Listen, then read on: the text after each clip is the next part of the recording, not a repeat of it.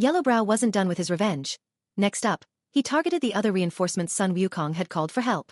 Disguised as Maitreya, he tricked various deities and Buddhas into attending a grand feast, only to unleash his vengeance once they arrived.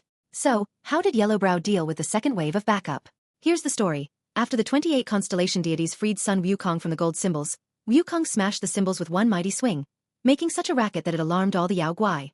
The 28 constellation deities had to flee, taking Tang Monk and his disciples with them, but Yellowbrow and his minions gave chase, leading to a wild battle. Yellowbrow was no pushover. He fought Wukong one-on-one for 50 rounds, and neither could gain the upper hand. Then, more than 30 fighters, including the 28 constellation deities, the 5 gatekeepers of Buddhism, Wukong's pilgrimage crew, surrounded Yellowbrow. These weren't just ordinary fighters either. They were all powerful. But Yellowbrow stayed cool.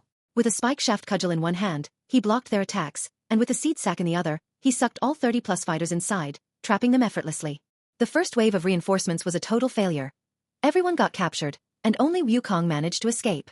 At this point, Wukong was devastated, and for the first time ever, he shed tears. In the original novel it says, he gritted his teeth in hatred for the Yao Guai, and wept as he thought of Tang Monk. Thinking he needed to find more help, Wukong didn't dare to call on the heavenly troops again.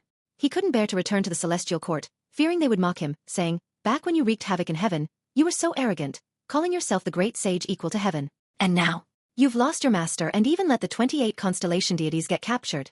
Wukong couldn't handle that kind of ridicule. So he turned elsewhere for help, seeking out the true martial emperor.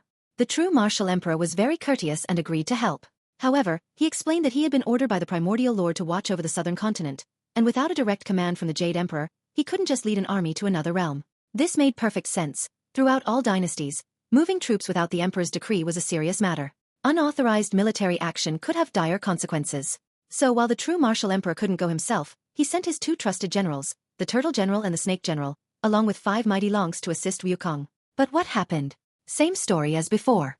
In terms of martial arts, they were evenly matched. Yet, once Yellowbrow pulled out his seed sack, Wukong's team was helpless. All of them got captured again.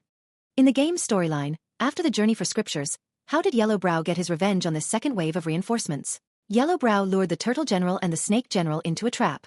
He unleashed both the 10-tailed goldfish and the Apramana bat to engage the generals on water and land respectively. The 4 were evenly matched, but the situation changed when Yellowbrow dropped a blanket of snow on the bitter lake. Because of their natural instincts, both Turtle General and Snake General became drowsy as their bodies entered a hibernating state, and Turtle General was powerless to stop Snake General's eventual death at the hands of Yellowbrow and his minions. After exacting his revenge on the second wave of reinforcements, Yellowbrow would naturally seek to take revenge on the third wave as well. Stay tuned for the next episode.